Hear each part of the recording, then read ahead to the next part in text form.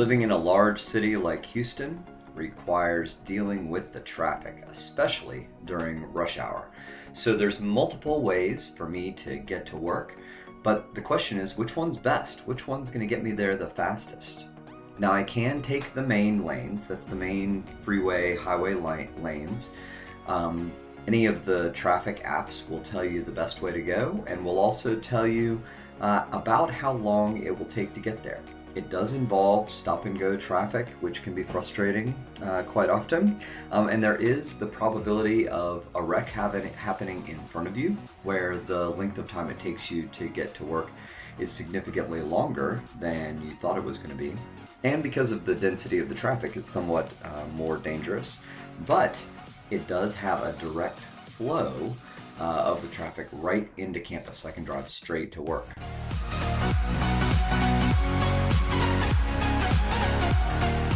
Now my other option is that at 8 a.m.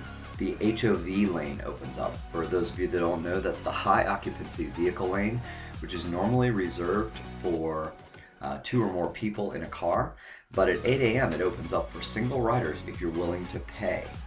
So it bypasses all of the stop and go over the main lanes, but it requires some slow neighborhood driving around campus to get to the campus, and it costs $2.25.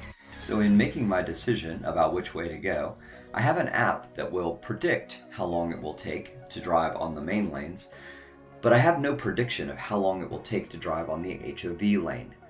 And there's so much variability in the drive time on the HOV lane. It's not like I can just drive the HOV one day, see how long it takes, and then that's what I'll use to compare to my app times. It can really vary by quite a bit. What I want to know is, if I'm going to pay $2.25 to drive on the HOV lane, I want to be almost certain that I'm going to save myself some time. So what I did is that for several weeks at 8 a.m. I would get on the HOV lane and drive to work and measure how long it took to drive on the HOV lane. Then I used some very simple calculations to create this statistical process control chart.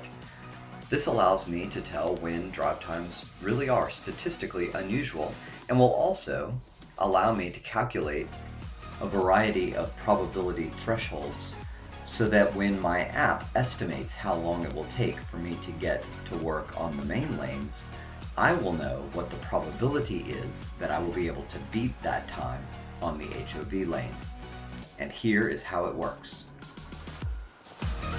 Alright, getting ready to go to work. Need to figure out if I'm going to take the main lanes or the HOV. So let's figure out how long it's going to take. So here we go. Check out work.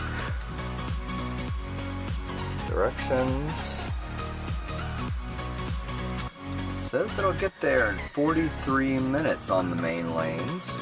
And 98% of the time I'll get there in 42.5 minutes on the HOV. It cost me $2.25 to ride the HOV. So anyway, I think I'm going to try the main lanes today.